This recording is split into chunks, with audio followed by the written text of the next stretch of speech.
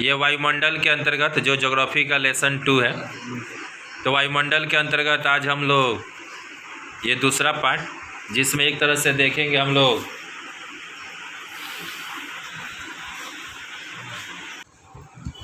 जैसे हमने बताया कि आप छत्ता पर गए और छत्ते पर या खुली जगह पर देखोगे हवा की गति काफ़ी तेज़ होती है, तो वहाँ पर तनी दबाव ज़्यादा लगता है। और वही हम ये लोग नीचे बैठे हैं, यहाँ पर उतना प्रेशर नहीं लगता है। और वही मानो खुली जगह पर या ऊपरी छत पर जाते हो तो लगता है कि कोई तुम्हें धक्का ना दे दे, क्योंकि इस स्तर में वायु का सघनता सबसे अधिक होता है और इसे ही हम लोग घन मंडल कहते हैं। घन मंडल, घन मतलब घाना घाना, और सबसे ज़्यादा वायु कहाँ बोले, पहिल के लेयर में 12 से 16 मीटर के बीच में, 12 से 16 किलोमीटर के बीच, मीटर कहेंगे तो कम हो जाएगा, 16 किलोमीटर के बीच। और बताया गया है कि वायुमंडल के घाना मतलब समझ रहे ना, घाना, जैसे कि अभी हम लोग यंग हैं तो देख लो हम लोग का चून कितना घाना घाना है, ठीक है। नहीं हो तो ज्योग्राफी के हिसाब से कोई ऐसा बस्ती हो, कोई इलाका हो जहाँ पर लोग एकदम ठूस ठूस कर रह रहे हैं, एक साथ रह रहे हैं, थोड़ा भी जगह नहीं तो घाना बस्ती कह सकते। तो बताया जाता है कि वायुमंडल के संपूर्ण वायु का लगभग 75% इसी स्तर में, सोचो 100% वायु है और 100% के वायु को 6 भागों में बांटना है। बाकी बताया जाता है कि यहाँ पर कि 75% तो सिर्फ पहला ही लेयर में चला गया। कहाँ?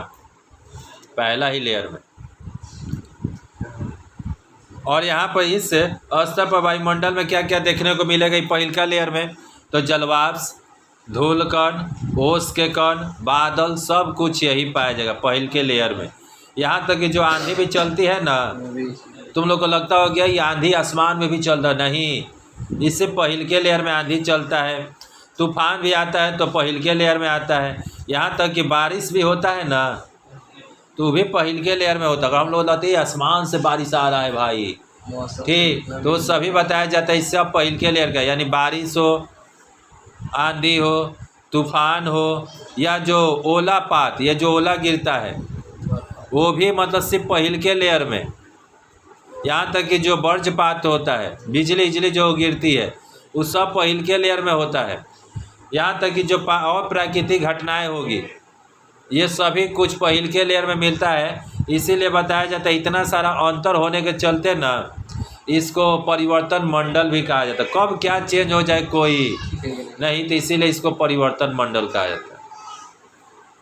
और इसमें एक और भी चीज़ बोला है कि तापक्रम में अंतर होने के कारण वायु प्रवाह होता है। यहाँ पर तापमान कम बेसी होता है, इसीलिए यहाँ पर हवा सबसे ज़्यादा चलता है, ज़्यादा देखने को मतलब चलता दिखाई देता है, महसूस होगा। दूसरा मंडल का नाम है जी शांत मंडल। नाम के पीछे काम तो छिपा होना चाहिए, काहे रख दिए शांत मंडल, उसका नाम रखे थे परिवर्तन मंडल, तो समझ लिए कि हमेशा मौसम दशाएं हमेशा परिवर्तित होती, इसीलिए उसका नाम था परिवर्तन मंडल, ठीक। बाकी इसका नाम रखे अगर आप लोग शांत मंडल, स्ट्रेटोस्फीयर, तो ज़रूर इसमें कुछ न कुछ शांत वाला खेला तो होना चाहिए। तो बताया जाता है कि घन मंडल के ऊपर यानी क्षोभ मंडल के ऊपर वायुमंडल जो 50 किलोमीटर यानी कि 16 किलोमीटर या से ऊपर जो कहा जाए, 50 किलोमीटर यानी पहला लेयर से ऊपर और 50 किलोमीटर के बीच का जो लेयर होता है वो समझो कि शांत मंडल कहलाता है, और इसे ही शांत मंडल कहते हैं। और इस स्तर में वायु सघनता कम है, यानी घाना घाना बहुत ही कम है। पहिल का लेयर में घाना क्या था, बहुत ज़्यादा था। घाना मतलब समझिए बहुत ज़्यादा था पहिल का लेयर में, और दूसर का लेयर में गए तो घाना क्या हो गया, कम हो गया, और ऑक्सीजन की मात्रा भी हो गई कम, जिससे सांस लेने में दिक्कत हो गया ज़्यादा। और इस स्तर पर तापमान स्थिर होने के कारण यहाँ वायु स्थिर रहती है। तापमान स्थिर रहता है, जो है वही रहेगा, जो ताप है वही रहेगा, इसीलिए इसको शांत बोला गया है। शांत किसको बोला जाता है, और कोई लड़का एक ही रिदम में है तो उसको हम लोग शांत करें, ना कम ना ज़्यादा। तो ऐसे यहाँ बताया गया है कि यहाँ जो तापमान होता है वो एकदम समान होता है, इसीलिए इसको शांत मंडल कहा गया है। और इस स्तर में किसी भी प्रकार की प्राकृतिक घटनाएं आपको देखने को ना ही बादल चमकी, ना मतलब ना ही बादल, एक तरह से कहा जाए तो बादल का, बिजली का, और एक तरह से कहा जाए तो और भी जो भी हवाएं, तूफान, ये सब कुछ देखने को नहीं मिलेगा। ना बादल गरजेगा, ना बिजली चमकेगी, ना तूफान आएंगे, ये सब कुछ ना महसूस नहीं होगा यहाँ, इसीलिए इसको शांत मंडल बोलते हैं। तीसरा में हम लोग जाते हैं तो इसका नाम है ओजोन मंडल। इसमें भी नाम में काम छिपा होगा, हो सकता है ओजोन गैस यहाँ ज़्यादा पाया जाता हो। तो बोल रहा है कि शांत मंडल के ऊपर ना, शांत मंडल का लेयर कितना तक बोले थे, 50 किलोमीटर तक बोले थे। यानी दूसरा मंडल जो था शांत मंडल, और दूसरा मंडल का समझो कि पहला ख़त्म होता है तो वहाँ से शुरू, और दूसरा जहाँ पर 50 किलोमीटर, यानी पहला के ख़त्म होने से लेकर दूसरा के मतलब 50 किलोमीटर तक के क्षेत्र को हम लोग शांत मंडल बोले। बाकी यहाँ पे एक चीज़ थोड़ा समझना होगा कि दूसरे में 30 से लेकर 50 का, क्या समझे, 30 से लेकर 50 ऊपर वाला भाग, 30 से 50 का जो एरिया होगा ना, ऐसे तो हम लोग पढ़े 16 से 50, तो 16 से समझो कि 50 को पूरा का पूरा एक बार में कोई कहे शांत मंडल, पर उसी में 30 से जो 50 हो रहा है ना, जो होगा एरिया उतना, उस एरिया को बताया गया ओजोन मंडल कहा गया। और इस स्तर में क्या होता है, ओजोन गैस सबसे ज़्यादा पाया जाता है। ये जो घरवा है हमारा, पूरी तरह से घरे कहा जाए कि हाँ ये पूरा घर है, पर इसी घर में एगो को ले लीजिएगा तो छोटा सा एगो रूम मकान हो गया। यहाँ ताप और पराबैंगनी किरणों का शोषण करती है कौन, ये ओजोन मंडल, और जो पृथ्वी के सजीव जगत को नष्ट होने से बचाती है। सोचो कि अगर ये ओजोन मंडल नहीं होता तो सूरज का जो ताप है ना, जितना रिदम के साथ, जितने गर्मी के साथ आता कि हम लोग जल के कहीं भस्म ना हो जाते, इतना बर्दाश्त नहीं कर पाते।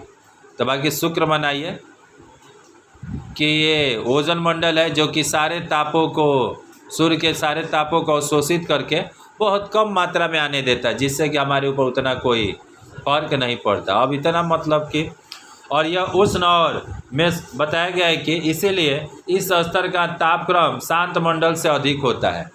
शांत मंडल में क्या था, सारा ताप समान था। बाकी जैसे शांत मंडल में इहो आता है ओजोन लेयर भी, पर यहाँ का ताप तनी अधिक होता है, काहे कि सूरज के ताप को ना अवशोषित कर रहे हो ना। आगे आते हैं हम लोग मेसोस्फीयर।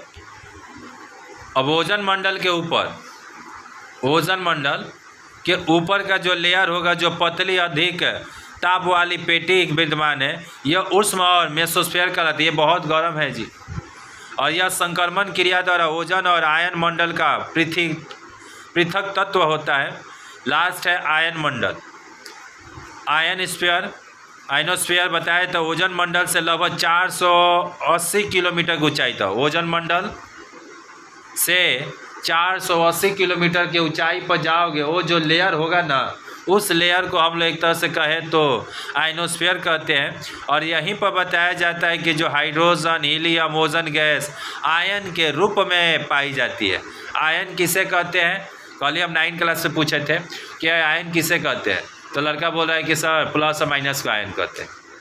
यानी उसके कहने का मतलब है कि कोई भी जो गैस है ना, अगर कोई भी तत्व जो एलिमेंट है, उनके ऊपर अगर प्लस और माइनस का चार्ज उत्पन्न हो जाता है, किसी भी तत्व के ऊपर अगर प्लस और माइनस का चार्ज उत्पन्न हो जाता है, तो उसी को हम लोग आयन कहते हैं। प्लस का हो गया तो धन आयन, माइनस का हो गया तो ऋण आयन। तो यहाँ बताया जाता है 480 किलोमीटर की ऊंचाई में जो भी गैस होंगे सब आयन में कन्वर्ट होते हैं, यानी उनके ऊपर प्लस और माइनस का चार्ज हो जाएगा, इसीलिए उनको हम लोग आयन मंडल कहते हैं। और बताया जाता है यहीं से रेडियो जो तुम लोग सुनते हो, रेडियो एफएम, तो रेडियो दूरदर्शन तरंगों का प्रसारण होता है। यानी हम लोग सोचते ही तरह मोबाइल में कहीं तो तार लगा नहीं है, टीवी में कहीं कनेक्शन नहीं, चल कैसे रहा है, तो ये सब वहीं से, ये एक जगह से वहीं से आयन जो होता है कन्वर्ट होकर तुम्हारे इलाके में आ जाता है, यानी वहाँ लगा हुआ है सैटेलाइट में। और इस स्तर में गैस आयन के रूप में होने के कारण सूर्य की किरण को अवशोषित करती है। और इस स्तर का तापमान लगभग सुनोगे तो 1100 डिग्री सेल्सियस बताएगा। हम लोग का तो 32 और 35 में ही हाल है। दोपहर में होगा ना 32-35, अभी 32 अभी है, दोपहर में मानो 35 के करीब होगा तो लगता है कि अब जान चला जाएगा। और समझो कि अगर चौथा लेयर में देखा जा रहा है वहाँ जो तापमान है वो 1100 डिग्री सेल्सियस है। 100 में तो पानी भी भाप बन के उड़ जाता है, और 11 में 100 में सोचो क्या हो जाएगा, कुछ और होगा कि क्या होगा। इसी स्तर से रॉकेट उड़ाया जाता है। जो रॉकेट देखते हो ना वो धुआं छोड़ के जा रहा है, कहाँ पर, वह बताया जा रहा है कि आयन मंडल में ही जाता है, ये नीचे ना। इसीलिए देखना एकदम छोटा दिखाई देता है, और जाने के बाद बताया जाता है उसका सारा जो धुआं होता है वो सब धीरे धीरे बिखर जाता है, रास्ता बना देता है कि हाँ इधर से रॉकेट जा रहा है, गया था। पांचवा आता है बहिमंडल। आयन मंडल के ऊपर सब एकदम लेयर है। आयन मंडल के बाद जो आ रहा है उसका नाम है बहिमंडल। नाम में ही काम छिपा, बहि मतलब बाहर, ठीक। यानी आयन मंडल से लगभग 1100 किलोमीटर तक था। अभी 1200 यानी 1100 से लेकर 1200 किलोमीटर का जो लेयर होगा वो तुम्हारा बहिमंडल कहलाता है। और इस स्तर में हाइड्रोजन गैस अधिकांश आयन के रूप में पाए जाते हैं। यानी हाइड्रोजन जो गैस है उस पर भी प्लस और माइनस का चार्ज लग जाता है। कहाँ पर, वो बहिमंडल, इतना ना गर्म होगा। और वहाँ का तापमान सुनोगे, वहाँ का तापमान बताया जा रहा है कि जो आयन मंडल था वो 480 किलोमीटर में था, और वहाँ का तापमान था आपका 1100 सेल्सियस, ठीक। और यहाँ का जो तापमान बताया जा रहा है वो 2000 सेल्सियस, 2000 तक चलेगा। जला के भस्म ना कर दे तो क्या कर दे। अब आते हैं चुंबक मंडल। नाम में ही पता है चुंबक। अब बता रहा है कि बहिमंडल के ऊपर का जो लेयर होगा ना उसका नाम है चुंबक मंडल। और यह स्तर वायु शून्य, यहाँ पर तो वायु भी शून्य है, यानी वायु नाम का कोई चीज़ नहीं होगा। और इसे ही हम लोग महाशून्य कहते। कोई कहता है ना महाशून्य में जाएंगे, महाकाश में जाएंगे, यही वो लेयर होगा।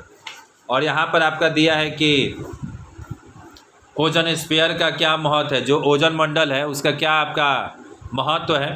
तो यह गैस यानी ओजोन गैस ऑक्सीजन की एक विशेष रूप है। यानी ऑक्सीजन को ही हमने किताबों में पढ़ा है कि ऑक्सीजन का O2 और O2 और O मिलकर कितना हो गया O3। और O3 किसको कहते हैं, तो ओजन को कहते हैं। ओजन का सूत्र क्या है O3 कैसे बनता है, तो oxygen plus O2 plus O मिलकर तब वो ओजन बन जाता है। और यह वायुमंडल में अधिक ऊंचाई पर अति शून्य मात्रा में मिलते हैं। जितना ऊपर जाओगे तो यह शून्य के जैसा। और यह सूर्य से आने वाली, बार बार बोल रहे आने वाली है, पैराबैंगनी किरणों का अवशोषण करती। इसका काम ही है बस अवशोषित करना। और यह 10 से 50 किलोमीटर की ऊंचाई तक केंद्रित है। वायुमंडल में ओजोन गैस की मात्रा में कमी होने से सूरज की पैराबैंगनी किरण अधिक मात्रा में पृथ्वी पर पहुंचकर कैंसर जैसे भयंकर बीमारी को फैला सकती है। अगर तुम्हारे वायुमंडल में ओजोन की मात्रा कम हो रहा है तो समझो कि वो जो गैस है वो जो सूरज का जो किरण है वो अधिक मात्रा में आएगा, और ज़्यादा मात्रा में आएगा तो ज़्यादा ही रोक दे जाएगा। जैसे कि ये छत्ता, इस छत्ता को जितना हम लोग मजबूत करें उतना ही गर्मी को रोकेगा, उतना ही बरसात को रोकेगा, उतना ही दुश्मन के आघात को रोकेगा। हाँ, कोई धाव के बाद कोई पत्थर फेंक दे, क्या फ़र्क पड़े, कुछ नहीं, क्योंकि उससे ज़्यादा तो मेरा मोटा लेयर है, ठीक। और वही मानो कि एगो हम लगा दी करकट या टाली, कहीं को कोनो ईंटा फेंका तो आ जाएगा मेरे सर पर ही हाली, ठीक। तो यानी ये ओजोन लेयर एक तरह से इतना ये कार्य करता है, पृथ्वी के तापों को, मतलब सूर्य के ताप को अवशोषित करता है, उसके प्रभाव को तनिक कम कर देता है। आगे जाइएगा तो ओजोन स्फीयर का भी आजकल क्षय हो रहा है जी। पढ़ तो लिए भलाई, ओजोन मंडल को ही पृथ्वी का छाता कहा जाता है, पृथ्वी का सुरक्षा कवच कहा जाता है, पर इसमें भी आजकल इसका भी आजकल क्षय हो रहा है। तो 1980 के आसपास वैज्ञानिकों ने वायुमंडल के उच्च क्षेत्रों में ओजोन आवरण में एक छिद्र देखा है। बोल रहा है कि ओजोन का जो लेयर है उसमें एक छिद्र देखा है। 1980 में वैज्ञानिक लोग रिसोर्स किया है, और मतलब कहा जाए तो खोज किया है। और सूर्य की पैराबैंगनी किरण जो कि ओजोन द्वारा रोक ली जाती है, अब इस छिद्र द्वारा वायुमंडल में प्रवेश कर रही है। अगर मानो ये मेरे छत्ता है और इस छत में एक तरह से कहीं पर एक छेद हो जाए, बारिश भी आ जाएगा उसी से, सूरज का किरण भी ढुक जाएगा उसी से। हो सकता है कि कुछ और भी हो तो कीड़ा मकोड़ा भी जो दुश्मन है वो भी आ जाएगा। यानी उसी तरह से ये जो ओजोन मंडल है ना, उसमें बताया जाता है कि 1980 में वैज्ञानिकों ने पाया है कि उसमें एगो छिद्र हो गया है, और उस छिद्र से क्या हो रहा है कि सूरज की जो पराबैंगनी किरण है बड़ा ही तेज़ी से पृथ्वी पर पहुंच जा रहा है। और बताया जाता है कि जिसके चलते परिणाम भयानक हो सकते हैं, क्योंकि पराबैंगनी किरणें कैंसर का कारण होता है। और ओजोन आवरण के छिद्र का एक इस कारण उस वर्ग के रसायनों का उपयोग बताया जा रहा है, जैसे क्लोरोफ्लोरोकार्बन। आखिर तुम्हारे मन में आ रहा है सर आखिर क्या कारण है कि आखिर उसमें छेद हो रहा है? अरे वही हम लोग जो परफ्यूम यूज़ करते हैं और उसमें से एक गैस निकलता है क्लोरोफ्लोरो, और उस गैस में से एक तत्व निकलता है जिसका नाम है क्लोरीन। यही क्लोरीन जाकर उसके प्रभाव को ओजोन लेयर को छिद्र करने का काम करता है। या एसी में से भी एक तरह से कहा जाता है जो गैस निकलता है वो भी जाकर का दो उस ओजोन लेयर को नुकसान करने का ही कार्य करता है। यानी जो ओजोन लेयर हमारे लिए सुरक्षा का कवच है, हम पृथ्वी का छाता है, हम लोग खुद अपने पैर पर ही कुल्हाड़ी मार रहे हैं। यानी अपने घर में एसी लगा कर उससे गैस या रेफ्रिजरेटर से गैस निकाल कर या परफ्यूम यूज़ करके गैस जो निकाल रहे हैं वही जाकर ऊपर जाकर नुकसान करेगा।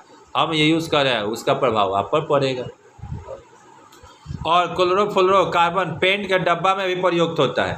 हम तो सिर्फ तुमको एयर में बताए, एसी में बताए, रेफ्रिजरेटर में बताए, तुम्हारा परफ्यूम में बताए, यहाँ तक कि जो पेंट का डब्बा होता है ना उसमें भी क्लोरोफ्लोरो बताया जाता है कि प्रयुक्त होता है। यानी जब वो निकलेगा तो उसमें से भी क्लोरीन निकलेगा, वो धाए जाकर उसमें छिद्र करने का काम करेगा। अतः इसके इस्तेमाल पर पूरे विश्व में रोक लगा दी गई है। इसीलिए बोला गया कि आजकल पेंट को कम यूज़ करने को बोला गया, या पेंट का रूप तनी अलग हो कर दिया गया होगा।